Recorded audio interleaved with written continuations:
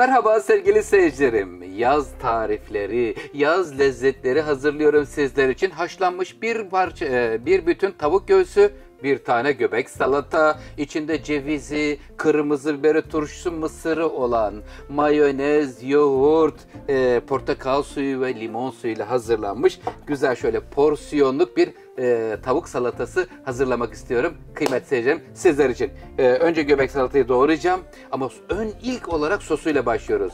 Mayonez, yoğurt, limon suyu ve portakalla bir sos hazırlıyorum.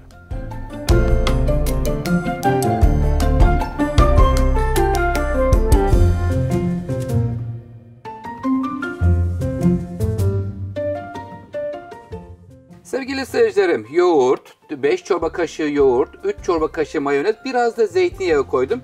Yarım portakal suyu, yarım limon suyu koydum. Şimdi önce sosunu hazırlayalım. Güzel böyle müthiş bir sos olmalı. İçinde hem portakal hem limon var. Hardal sevenler biraz da hardal koyabilirler. Hemen tuzunu da ilave edelim. Çok az bir şey tuz. Çünkü turşu da gelecek. Sonra hemen karabiber de kıralım. Güzel yakışır. Böyle tane karabiber kırılmış. Tuzu, baharatları, her şey verilmiş olacak. Şimdi bu salatanın özelliği önce sosu hazırlanıyor ve şimdi efendim malzemeleri gelmeye başlıyor. Neler geliyor kıymetli seyircilerim? Evet, göbek salata, yani atom salata diye de geçiyor. Şu büyük geniş yapraklarından ayırdım. Buradaki cam kaselerin içerisine, böyle kaselerin içerisine getiriyoruz. Geniş yapraklardan şöyle yerleştiriyorum. Daha fazla bol bol yeşillik yenilebilsin istiyorum. 6 tane hazırlayacağım. Şöyle bir tane daha cam kap getireceğim. Evet, 6.'sı da hazır. Şimdi doğramaya geçiyorum. Bismillahirrahmanirrahim. Evet sevgili seyircilerim, şimdi burada küp küp şöyle 4'e kesiyorum. Orta boy salatayı ve şimdi doğruyorum. İrili ufaklı nasıl isterseniz doğrayabilirsiniz. Bu tamamen gönlünüze kalmış olan bir şey. Önce göbek salatasını doğruyoruz. İçine maydanoz var. Nane sevenler, dereotu sevenler artı ilave edebilirler. Buranın içerisine çok güzel oldu. Bakın şimdi geliyor. Diğer yarısını da doğrayacağım. Mısır veriyorum. Süt mısır. Oh, şöyle bol mısırlı. Çok güzel oldu. Turşuları da doğruyorum şimdi buraya. Bütün her şeyi doğruyor ve sevgiyle, sosuyla karıştırıyoruz salatamızı. Şimdi sıra geldi turşularını doğramaya. Minik minik doğruyorum. Ankara çubuk turşusu. Çubuğa selam olsun.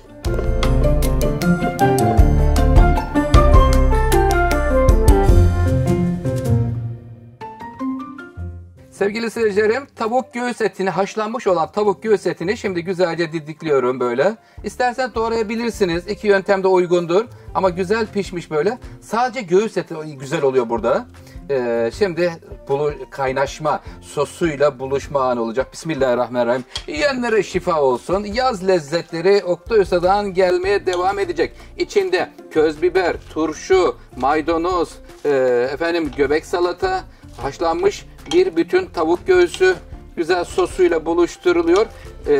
Üzerine de ceviz ve aynı zamanda şerit kesilmiş kırmızı biberler, maydanozlarla, mısırlarla süsleyeceğiz. Ama iyice karıştırmak lazım güzelce. Sosuyla buradaki bütün malzeme güzel karışmış olacak. Çatal daldırıldığında damakta güzel, hoş tat bıraksın inşallah. Şifa olur. Oktay Usta yaz lezzetleri hazırlamaya devam edecek mutfağında sizler için.